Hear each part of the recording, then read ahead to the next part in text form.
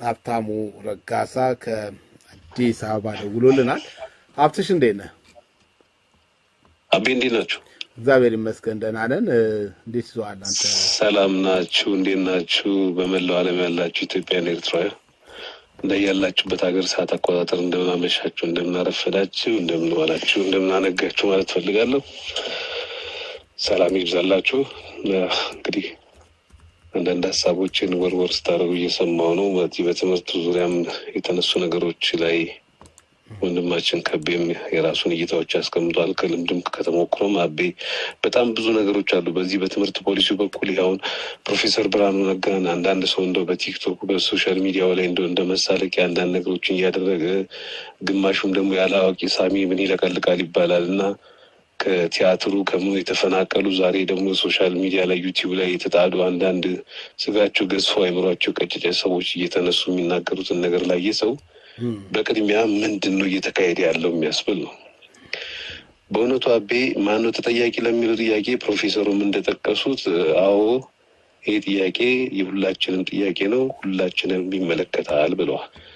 አቤ ብዙ ዳሰሳ ጥናት ልታደርግበት የሚገባ ከዚህ ቀደምም ስዩም ተሾመ እዚሁ የራሱ ሚዲያ ላይም ብዙ ነገሮችን አንስቷል። ብዙዎቻችንም እዚህ የምናያቸው ብዙ ነገሮች አሉ። የትምህርት ፖሊሲው ብቻ ሳይሆን እያንዳንዱ አካሄዱ የነበረው የግል ትምህርት ቤቶች መብዛት፣ የሚከፈቱበት ሲስተም፣ ትምህርት ቤቶቹን ማን ኦውን የሚያደርጋቸው፣ ምን አይነት የፔዳጎጂ እውቀት ያለ ሰው ነው ትምህርት ቤቶችን ማኔጅ የሚያደርገው ብለህ ብትል ራሱን የቻለ ረጅም የጥናት ጊዜ የሚወስድ ነው።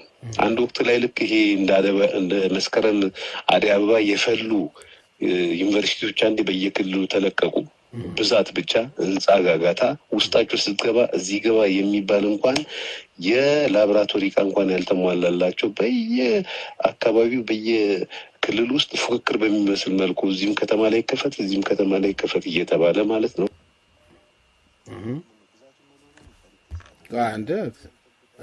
ብዙ ነገር እንደነበረ አመላካች ነገሮች ነበሩ። በጣም በሚያሳዝን ሁኔታ የግል ትምህርት ቤቶች አዲስ አበባ ውስጥ ገንዘብ ማተሚያ ማሽኖች ናቸው በብዛት። የሚገርማችሁ እንዲሁ ስዩም እንደውልህ አታገኙና ይነግራል። አንዳንድ ትምህርት ቤቶች እኮ አቤ አስተማሪዎች እየተሰበሰቡ በውስጥ በሚሰጥ ፈተና ላይ ልጆችን ትጥሉና ወየውላችሁ እየተባለ ከዛ ልጆቹ ማንበብ ብዙም አዋጭ እንዳሉና ምንም ችግር እንደሌለው እየተረዱ እኮ ነው ከክፍል ወደ ክፍል ሲሸጋገሩ።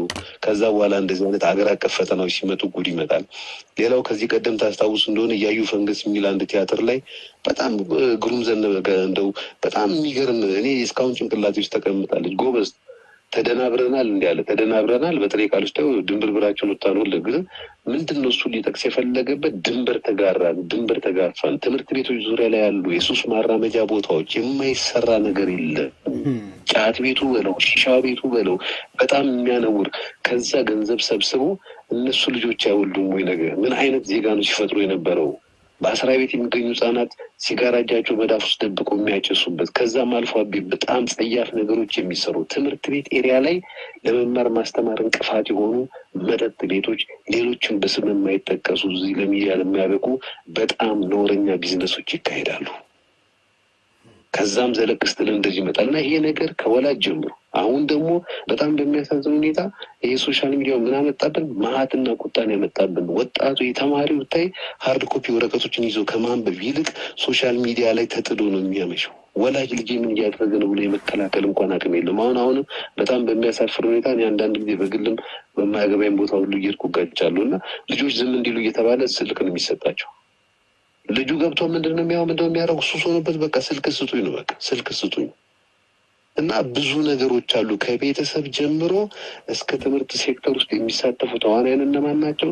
ከዛ በላይ ደግሞ ይሄ የኢህአዴግ የትምህርት ፖሊሲ ምን አይነት የከሸፈ እንደሆነ የምታውቁ በየመስሪያ ቤቱ ስትጓዝ የምታያቸው በጣም የሚያሳፍሩ አንደር ኳሊፋይድ የሆኑ ሰዎች እንደው በየቢሮ ተሰብስበው ለህዝቡም የመልካም አስተዳደር ችግር በለው በሕክምናው በለው በምህንድስናው እንደ አዲስ አበባ ከተማ ውስጥ የቅርብ ጊዜ ትዝታ ነው አቤ ኮላፕስ የሚያደርጉ ህንፃዎች እኮ የተስተዋሉበት እኮ ነው። በጭቃ የተሰራ እስኪመስል ድረስ እና ብዙ ነገሮች አሉ። ትምህርት ሚኒስቴርም ወላጅም በተማሪው አካባቢም እንደገና መቀነስ ያለባቸው የትምህርት ሂደቶችም አሉ። የትምህርት ፕሪንሲፕል ከዛ በላይ በጣም ፎከስ መደረግ ያለበት ትምህርት ቤት የሚከፍቱ ሰዎች በተለይ በግል ደረጃ ለምን ዓላማ ነው የሚከፍተው የሚለው ነገር በደንብ ሊገመገሙ ይገባቸዋል። ሌላው ነገር ፕሮፌሰር ብርሃኑ ነጋ ቅድም ላሌ እንዳለው ወደ ስልጣን ከመጡ በዚህ በትምህርቱ ሴክተር ላይ ከመጡ እንግዲህ 3 ዓመት እንደዚህ ቢያደርጉ ነው። አሁን እኮ ማትሪክ የተፈተነው ሰው ማለት እኮ አምናም የተፈተነው ተማሪ ብትለው እኮ ኬጂ ወይም ደግሞ ይሄ የመዋለ ሕጻናት የሚባለው ወይም ደግሞ የቄስ ትምህርት ቤት የመጀመሪያ ቅድመ ትምህርት ላይ 3 ዓመት 2 ዓመት ቢፈጅ 2 ዓመት ብለን ብንይዝ 12 ዓመት በትምህርት ዓለም ቢቆይ ከዛ ደግሞ መደበኛው ላይ ማለት ነው 4 ዓመት እስከ 6 ዓመት ተኩል ነው የሚጨምረው። ያንን ሲጨምርበት የዛሬ 16-17 ዓመት ትምህርት የጀመረን ሰው ብሎም ደግሞ እስከ 19 ዓመት ትምህርት ጀምሮ ፕሮፌሰር የመጡ ትናንትና ልክ በዚህኛው መንግስት የተመጣ ፌለሪክ ይመስል አለባብሶ ቢያርሱ ባረም የሚመለሱ ፕሮፌሰር ብርሃኑ ነጋ ገመናችንን ያወጡት። በቃ ያለንበትን ደረጃ ነው ያወጡት።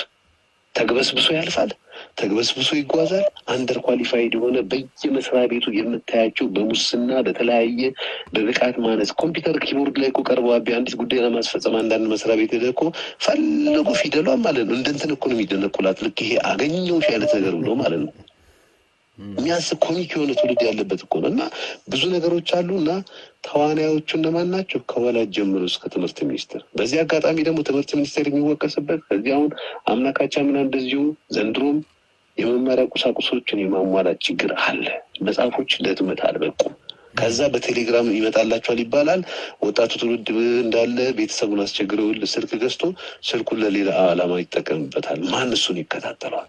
ስለዚህ ይሄ ብዙ ነገር ዳሰሳ ጥናት ብቻ ሳይሆን በደንብ ጥልቅ የሆነ ጥናት ተደርጎበት ወላጅ የራሱን ኃላፊነት ወስዶ መንግስትም የራሱን ኃላፊነትና ግዴታ ወስዶ አሁን የሚቀጥሉ የሚፈተኑትን ልጆች ከታች ደግሞ የሚመጡትን ልጆች መፈተን ላይ ከመድረሳቸው በፊት ማንበብ፣ መማር፣ ከወረቀት ጋር መነካካት በደንብ አድርጎ የራሳቸው ኮሚትመንት ከዛ ውጭ ትምህርት ቤት አካባቢ ላይ የማያስፈልጉ ቢዝነስ የሚከፍቱ ሰዎችን መንግስት ጥብቅ ቁጥጥርና እርምጃ መውሰድ መቻል አለበት። ሌላው የኢኮኖሚ አለመረጋጋቶች ትውልዱ ከተማረም በኋላ ውጤቱም ኖሮት ምንም ብሎ የስራ ዘርፍ ላይ ቢሰማራም አጥጋቢ ኑሮ አይኖርም። የስራ እድልም ላይኖርም ይችላል። ብዙ ነገሮች አሉ። ለምን ይሄ የውስጣዊ ፖለቲካዊ አለመረጋጋት አለ። እዚህም እዛም ግጭቶች አሉ። አሁን ቅድም የጠቀስካት እህታችንም እንደዚሁ እሷ ብቻ አይደለችም። ብዙ ምልከታዎች ይኖራሉ። ተስፋ የቆረጠ ሰው የተለያየ አማራጮችን ይሞክራል። ሌሎች ነገሮችን ከሀገሩም ሳይወጣ እዚህ ሆኖ ብዙ መከራ ብዙ አይነት አላስፈላጊ ነገሮች ሊሰማራ ይችላል እና ብዙ ነገሮች አሉት። ይህ እንደው በወፍ በረር የምንሮጥበት ጉዳይ አይደለም። ሁላችንም በደንብ አድርገን ልናየው የሚገባ ነው። የፖለቲካ መረጋጋቱ ሲመጣ ኢኮኖሚያዊ አሁን ጠቅላይ ሚኒስትሩ በቀደም ያነሱት ጉዳይ አለ። እንግዲህ ተመልከት፣ አንዱ ይሄ ነው። የባህር በር ያስፈልገናል እኛ ብለው በሚሉበት ጊዜ አላስፈላጊ ለወደብ የሚከፈል ማንም እንደፈለገ የተነሳ ጉሮሯችንን አንቆ የሚቀበለን ገንዘብ ለወጣቱ የስራ ዕድል ለመፍጠር ይሆናል። የተለያዩ ኢንዱስትሪያላይዜሽን ከማስፋፋት አኳያ የተለያዩ የኢኮኖሚ መነቃቃቶችን በሀገር ውስጥ ሲመጡ ትውልዱ መማሩ ትርጉም እንዲኖረው ያደርጋል። ብዙ ነገሮች አሉ የሚታዩ ነገሮች እና እንደው ዝም ብለን የምናየው ነገር አይደለም እና ነገሮች በጥልቀት ሊታዩ የሚገባ ነው። እንግዲህ ጠቅላይ ሚኒስትሩ በቻይና ቆይታቸው ብዙ ነገሮችን ጠቅሰዋል፣ ብዙ ነገሮችን ዳሰዋል። ብዙ ከፕሬዚዳንቱ ጭምር የተወያዩበት ነገር አለ። ይሄ እጅግ በጣም ደስ የሚያሰኝ ነገር ነው። የሰሞኑ ጉዳይ እንግዲህ በዚህ በባህር በሩ ጉዳይ ላይ የሚደረገው ጫጫታ እንደው ማንም ምንም ባላለበት የሚነሱ ወደዚህ ወደዛ የሚራገቡ ወሬዎች እኔ ኤርትራውያን አካባቢ የሚነሱ ጥያቄዎች ማንም ሰው እኛን ይሁን እንዲህ ብሎ ሲያስብ ገባ የእኛን ሀገር ይሁን እንዲህ ብሎ በማሰባቸው እነሱ ፓኒክ ቢያደርጉ ችግር የለውም። የሙቀጫ ልጆች ግን መንግስትን መቃወም ጠቅላይ ሚኒስትር ዶክተር አብይን መቃወምንና የሀገርን ዘለቄታዊ ብሔራዊ ጥቅምን አሳልፎ የመስጠትን ዓላማ ያልተረዱ ምን አይነት የቀነጨረ አይምሮ ያላቸው ስጋቸው የደለበ አይምሯቸው ግን ውስጣቸው የጫጨ ደካማ መንፈስ ያላቸው ሰዎች ናቸው። ሚዲያው ላይ ከወደ ኤርትራውያን ጉዳይ አካባቢም የሚነሳውን ቅሬታ ሊያውም ጉዳዩ እነሱን ይመልከት አይመልከት እንኳን በማይታወቅ አሰብና ምጽዋን እንደ ብቸኛ አማራጭ የያዘ ነገር ብቻ አስመስሎ አራግቦ ነገሮችን መንግስትን ያደናቀፉ መስሏቸው ይመዝገብላቸው። ይህ ማን ባንዳ ነው ማን የኢትዮጵያ ቁርጠጋ ልጅ ነው የሚለው ነገር በደንብ በግልጽ እየታየ ነው ያለው። መንግስትን መቃወም ይቻላል፣ መንግስትን መሟገት ይቻላል። እንዴት የሀገርን ጥቅም ትሟገታለህ? እንዴት የሀገርን ጥቅም ትቃወማለህ? ኢትዮጵያ እኮ በምን አይነት ሲስተም ኮንቴንድ ተደርጋ ከባህር በር ወደ ውስጥ ገብታ ተቀምጣ ዙሪያዋን ከቧት እኮ ምን አይነት ጨዋታ የፖለቲካ ሴራ እየተሰራባት እንዳለ እኮ ይታወቃል። በነገራችን ላይ ይሄ የባህር በር ጉዳይ ማንም ጮኸ ማንም አልጮኸ፣ ማንም አሴረ፣ ማንም አላሴረ። ጉዳዩ ከአልጀርስ ስምምነት ይጀምራል። ብዙ የተደበቁ ሚስጥሮች አሉ፣ ይወጣሉ ወደፊት። ምንም ያሁን ጠቅላይ ሚኒስትሩ አንዳንድ ሰዎች ሲደውሉ ይሄ የአፈለምታ ነው በስሜት ተነስቶ ተናገሩ ወይ ደግሞ ሀገር ውስጥ ያለውን ጉዳይ ለማርገብ ፈልገው ነው እንጂ እሳቸው ኖ ኢስናት አይደለም። ከአልጀርስ ስምምነት ጀምሮ ፕሬዚዳንት ኢሳያስ በህይወት አሉ። የቀድሞ ጠቅላይ ሚኒስትር በህይወት ባይኖሩም ከእሳቸው ጋር የነበሩ ሰዎች ማለት ሰነዱ ጠቅላይ ሚኒስትር ጽሕፈት ቤት ውስጥ አለ። ብዙ የሚወጣ ሚስጥር አለ። ስለ ሰሙ ጉዳይ ካስፈለገ ማለት ነው። ብዙ ነገሮች አሉ። በመጫወጫው እና ነገሮችን በማጦስ ሳይሆን ኢትዮጵያ ጠቅላይ ሚኒስትሩ እንደጠቀሱት ታሪካዊ ፖለቲካዊ ውሳኔዎችን የአልጀርስ ስምምነት ሲፈረም ራሱ ኢትዮጵያ አሰብን እንዴት መጠቀም እንደምችል ቁጭ ብሏል። ከዛም ውጭ ይህን ቻርተር ለምን እንግዲህ ልግመኛ ወስፌ ቅቤ ያወጋም ይባላል እንጂ ይህን ቻርተር በራሱ ኢትዮጵያን የምታክል ትልቅ ሀገር በዚህን ያህል ታሪኳ የረጅም ጊዜ የባህር በር የነበራትን ሀገር እንዴት አድርገው ወደ ውስጥ ሽባ አድርገው የመለሱበት ሚስጥር ይወጣል። ግን ሌሎች አማራጮችንም ሌሎች መስመሮችንም ልናይ የምንችልባቸው ነገሮች ይኖራሉ።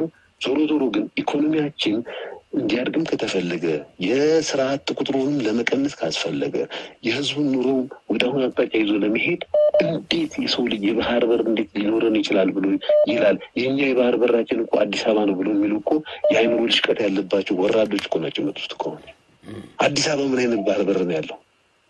እና ይሄን ያህል የደከመ አስተሳሰብ ያላቸው ሰዎች ተነስተው ያለውን መንግስት ጠቅላይ ሚኒስትሩን ለመቃወም ይመቸናል ወይም ደግሞ የራሳችንን ጅምላ የሆነ መንጋ አስተሳሰብ ያለው ሰው እናስከትላለን በሚል ባህር በር ጉዳዩ ላይ ይህን ያህል መዝመታቸው በተለይ ኢትዮጵያኖቹ በጣም ያሳፍራሉ።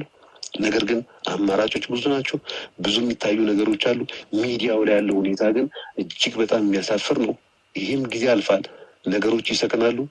ጀግና የሀገር መከላከያ ሰራዊት በቅርብ ቀናት ውስጥ ብዙ ነገሮችን በማስተካከል መንግስት ደግሞ ፖለቲካ ውሳኔዎችን በመውሰድ በነገራችን ላይ አሁንም ከመንግስት ፖለቲካዊ ውሳኔ ያስፈልጋል። እንዲህ አይነት አሁን ኢሚግሬሽን እና ደህንነት መስሪያ ቤት ውስጥ ያያቸው እንዲህ አይነት ወራዶች ሰዎችን አቢ አንተ በደንብ ጠቅሳል። ጥቁር አንበሳ አካባቢ ስትንቀሳቀስ ውጭ ላይ ደረሱን ነጥቶ እኔ ጉዳዩን አስፈጽምላለሁ ይህን ያህል ታመጣለህ የሚል ጎረምሳና ወጠጤ ተደራጅቶ በቡድን ከውስጥ ቢሮ ከውስጥ ካሉ ሰዎች ጋር በደንብ ተደራጅቶ ህዝብን የሚያስመሩ ሰዎች ናቸው። መንግስት ይበላ ያሰኛል። በቁጥጥር ስር መዋል ብቻ አይደለም። ችግሩ ያዙ ይባላል። የሚወሰነው ውሳኔ አይነገርም። ገባ? ህግና ስርዓት አይከበርም። ምን ተፈረደባቸው የሚለውን ልክ ማወቅ ያስፈልገናል። አዎ ያን ውሳኔ ሲሰማ እያንዳንዱ በየመስሪያ ቤቱ ይሄ እንግዲህ አንድ ተቋም ነው እንጂ በየመስሪያ ቤቱ ማህበረሰቡን ሆን ብሎ የሚያማርር በሌብነት በፖለቲካ ሸፍጥ በተለያየ አውድ ህዝቡን የሚያስመርር ሁሉ እጁን ሰብስቦ ይቀመጥ ነበረ። ውሳኔውን ግን እንፈልጋለን። ሁልጊዜም መነጋገር ያለብን ተያዙ፣ አዎ ጥሩ፣ ከተያዙ በኋላ ህግና ስርዓትን በተከተለ መልኩ የሚተላለፍባቸው ውሳኔ ሌሎችን እንዲያስተምር መሆን አለበት። እኛ ክፋታችን ልንገር ውሳኔ ሲተላለፍብን ወይም ደግሞ ቅጣት ሲኖር ነው እንደነግጠው። ያ ነገር ይበርታል ቀጥል ነው። መንግስት በርትቶ አሁንም ሀገር ውስጥ ያለውን የፖለቲካ ሽኩቻ እዚህም እዛም መሳሪያ ታጥቆኝ ወደዚህ ወደዛ የሚሉትን አካላት በደንብ አስታክሶ መከላከያው ስራውን እየሰራ ነው። መንግስት በፖለቲካ ውሳኔ ደግሞ የሚደርስበት ምዕራፍ ላይ ደርሶ የዓለምን የፖለቲካ ሁኔታ በደንብ የምንቃኝበትን በተለይ ዛሬም ነገም የማይባል የዚህ የባህር በር ጉዳይ እልባት ማግኘት አለበት። ከየትኛውም ሀገር ጋር ይሁን ሰላማዊ በሆነ ሰጥቶ መቀበል ሊሆን ይችላል። ታሪካዊ ዳራዎችን በማንሳት በተባበሩት መንግስታት ወይም ደግሞ በዓለም አቀፍ ፍርድ ቤትም በገላጋይ ፍርድ ቤትም ታይቶ ጉዳዩ ኢትዮጵያ የባህር በር ሊኖረ ግዴታ ነው። በ120 ሚሊዮን ህዝብና አሁን 120 ሚሊዮን የሚለው ራሱ እንደው በነፍስ ወከፍ ነው። ዝም ብሎ ይሄ በግብታዊ ቆጠራ ነው እንጂ ከዛ በላይ ኢትዮጵያ ህዝብ ነው ያለበት ሁኔታ ይሄ በዓለም ታሪክ የለም። ይሄ እንዴት ይቻላል? ይቻላል። ኮንጎ ብራዛቪል እና ዲሞክራቲክ ሪፐብሊክ ኮንጎ ወደ አትላንቲክ ኦሽን እንዴት ተደርጎ የባህር በር እንደተሰጣቸው ሰርጥ ተመስርቶ እዛ ሄዶ ፖላንድ እና ጀርመን ይሄ የዓለም ላይ ያለ ታሪክ ነው። ኢትዮጵያ በሴራ ነው በውስጥ ሴረኞች እንደገናም ደግሞ በዓለም አቀፍ ሴረኞችም ኢትዮጵያ የባህር በር እንዳጣ የተደረገበት። ከዛ ውጪ ምንም አይነት ነገር የለም። ሁለት አንድ ላይ የነበሩ አካላት ወይም ሀገሮች አንደኛው ስቴት ሆኖ በነበሩ ሲለያዩ መሰረታዊ የሆኑ የሉዓላዊነት ጥቅምን የሚያስከብሩ ነገሮችን የሚዋሰኑባቸውን ጉዳዮች ተካፍለው ነው እንጂ ዝም ብሎ በዘፈቀደ አይደለም። ኢትዮጵያ የባህር በር ያጣችው እንደ ድንች ተልጣ ነው። አቢ ገና ወደፊት ብዙ ነገር ውስጥ ይገባል። ረጅም ሰዓት ወስጃለሁ። እንግዲህ ኢትዮጵያ ይህንን ጊዜ ታልፈዋለች። ከኤርትራውያን ወገኖቻችን አካባቢ ማለት ከመደበኛው ማህበረሰብ ፖለቲካ አመራሮች ያለውን ነገር በደንብ ያውቁታል፣ ይረዱታልም። የነበረውን ትክክል ሀብትሽ በጣም ነው የማመሰግነው። በጣም ነው የማመሰግነው። የምጨምረው ነገር መጨረሻ ላይ እንደው ሰዓቱ በጣም ደስ ይለኛል። ችግር የለም፣ ጥሩ ውይይት ነውና ቅኝ ግዛት እኛ አልተገዛንም ይባላል። ገባህ አይደለም?